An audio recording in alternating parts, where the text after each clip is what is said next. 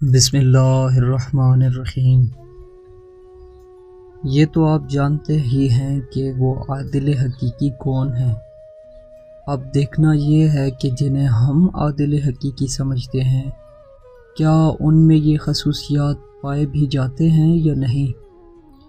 یہاں یہ بتانے کی ضرورت تو نہیں ہے کہ وہ آخری رہنما عادل حقیقی ہمارے شہنشاہ زمانہ ہیں، جن کا ایک لقب ہے صاحب الزمان اجل اللہ فرج الشریف، اور اللہ جل جلالہ نے جو انبیاء و رسل علیہ السلام سے ہر دور کے ظالمین سے انتقام لینے کا وعدہ فرمایا ہوا ہے، وہ اس وعدے کو اس ذات یزدان صفات اجل اللہ فرج الشریف کے ذریعے پورا فرمائے گا اور اولین و آخرین سے ان کے ذریعے انتقام لے گا۔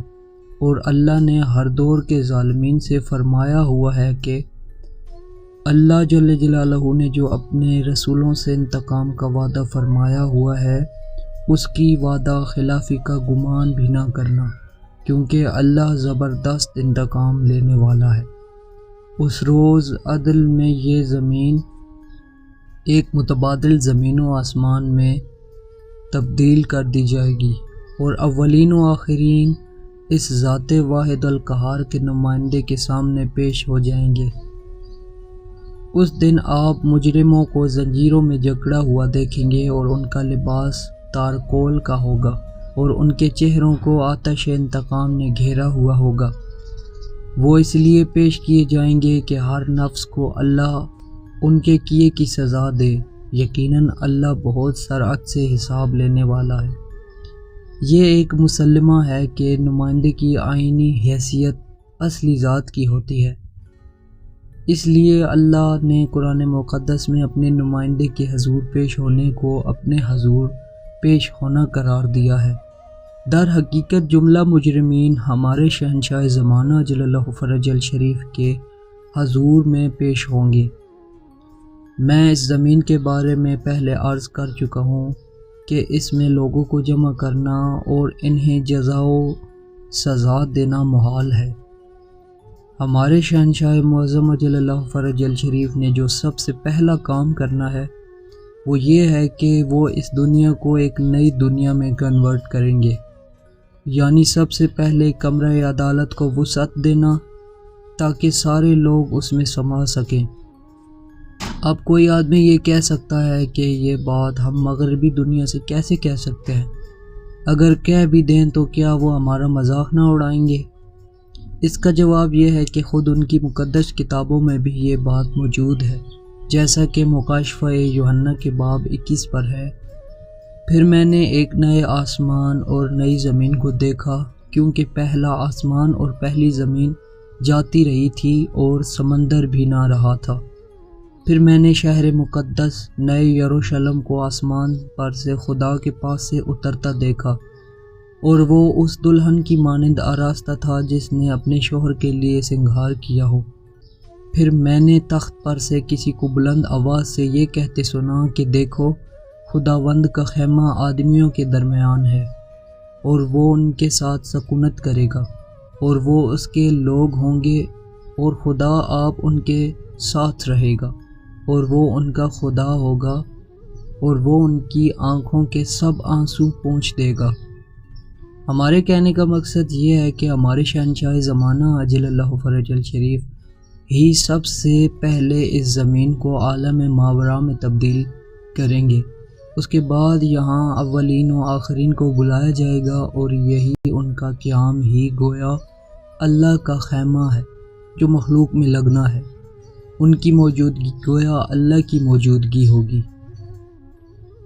عادل حقیقی کے لیے ایک خصوصیت یہ بھی ہونا لازم تھی کہ وہ پوری عدالت کرنے پر قادر ہو، اور پورا انتقام لینے کے لیے ضروری ہے کہ وہ موت و حیات پر قادر ہو، کیونکہ موجودہ دنیا کے نظام عدل کی یہی سب سے بڑی بے بسی ہے کہ یہ ایک قتل کی بھی پھانسی دیتا ہے، اور 1,00,000 قتل کے لیے بھی ایک پھانسی سے زیادہ سزا نہیں دے سکتا۔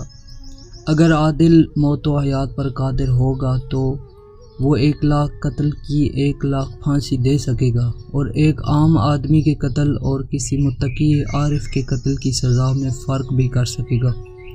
اسی لیے امام زمانہ جل اللہ فرج الشریف کے زمانے کے بارے میں امیر المومنین علیہ السلام نے فرمایا تھا کہ ہم ان کے زمانے میں دوبارہ ظہور فرمائیں گے اور اپنے انصار کی شہادتوں کا بدلہ لیں گے، اور ایک ایک قاتل کو 70 ہزار مرتبہ فنار کریں گے۔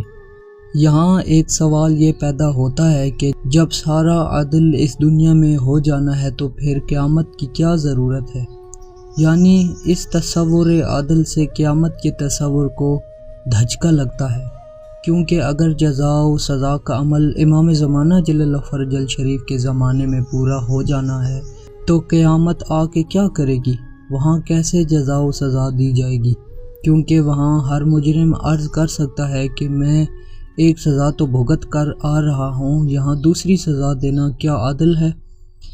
اس کا جواب یہ ہے کہ اللہ نے 2 نظام ہائے عدل مقرر فرمائے ہیں، ایک اس دنیا میں اور ایک آخرت میں۔ اس لیے عدل کو 2 جگہوں پر قائم فرمانا عین عدل ہے۔ مثلا ایک آدمی شراب پیتا ہے، وہ حاکم شرعی کے پاس گرفتار کر کے لایا جاتا ہے، وہ حاکم اسے سزا دیتا ہے اور پھر وہ ہمیشہ کے لیے توبہ طائب ہو جاتا ہے، تو اسے آخرت میں سزا نہیں ملنا چاہیے۔ لیکن کوئی کوڑے کھا کر بھی توبہ کیے بغیر مر جاتا ہے، اس کی یہ سزا جو اس نے اس دنیا میں بھگتی وہ آخرت کی سزا میں کفایت و رعایت نہیں کرتی۔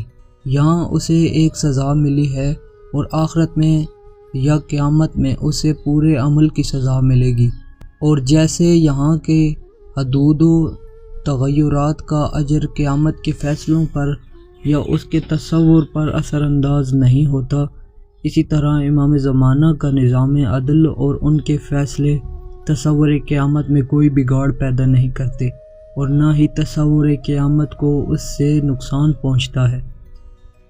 اب تو یہی دعا کریں کہ وہ دن جلدی آئے جب ہم یہ انتقام کا منظر اپنی آنکھوں سے دیکھیں، اور وہ ہمیں اس انتقام میں شریک ہونے کا اعزاز عطا فرمائے۔ اللہم صلی علی محمد و آل محمد وعجل فرج آل محمد۔